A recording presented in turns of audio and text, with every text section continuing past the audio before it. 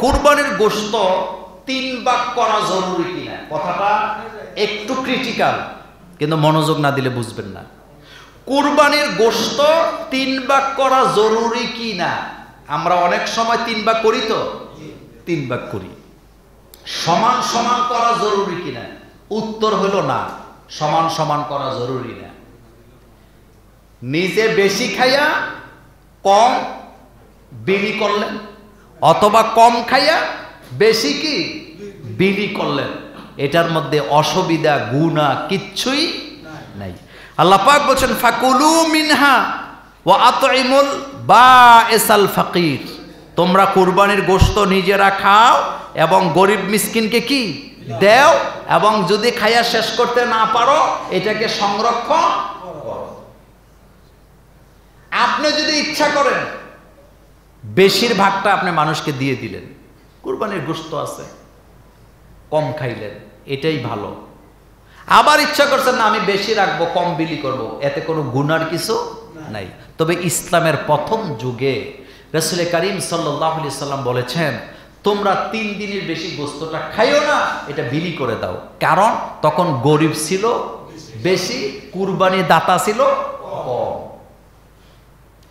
কিন্তু যখন দেখা গেল কুরবানি দাতা বেড়ে গেছে, গরিব কমে গেছে, রাসূল এখন বললেন তোমরা যতদিন পারো গোশতটা সংরক্ষণ করে খাও।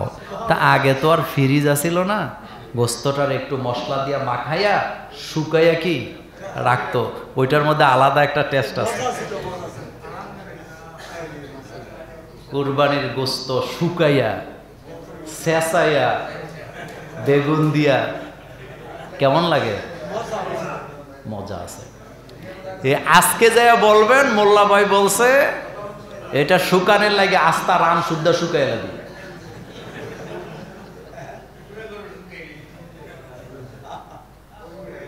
আপনার আত্মীয় স্বজন পাড়ায় যদি বেশি থাকে তাদেরকে দিবেন। আমরা যে কত জায়গায় কত ঝামেলায় পড়ি কুরবানির ঈদের দিন।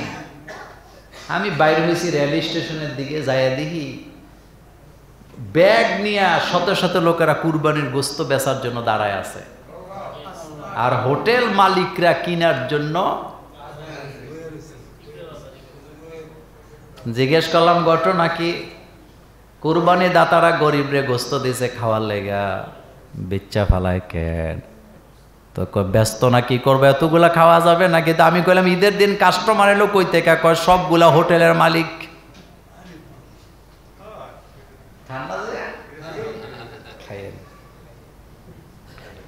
তাইলে কুরবানির গোশতটা সমানে সমানে 3 ভাগ জরুরি নয়, নিজে খাবেন, আত্মীয় স্বজনকে দিবেন এবং গরিব মিসকিনকে কি দিবেন। তাহলে আত্মীয় স্বজনকেও দিবেন, কিন্তু সমস্যা আরেক জায়গায়। দেখবেন আপনি আত্মীয় স্বজনকে দিতে চাইবেন, ঘরের মধ্যে আপনার ফতুয়া দিব, ওদের কি গোশত কম আছে নাকি? ভাতৃত্ব এই জিনিসটা কি আস্তে আস্তে। আম্মা জান আয়েশা সিদ্দিকা রাদিয়াল্লাহু তাআলা আনহা বলেন রাসূল যখন গোশত পেত, গোশতগুলা ছোট্ট ছোট্ট এই রকমের পোটলা বানায়া মদিনার অলিতে গলিতে ঘুরতেন, খাদিজার বান্ধবীরা কোথায় আছে দেওয়ার জন্য। আম্মা জান খাদিজা রাদিয়াল্লাহু তাআলা আনহুর বান্ধবীর সংখ্যা কম ছিল না বেশি ছিল? উনি সামাজিক ছিলেন না অসামাজিক ছিলেন? উনি একজন ব্যবসায়ী ছিলেন, আমাদের দেশে চোরা ব্যবসায়ী না। আরব দেশে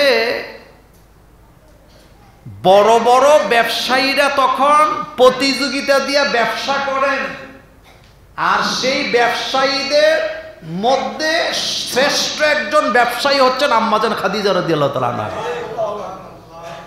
আপনি কি মনে করছেন আপনি ইসলামটা বুঝেন নাই?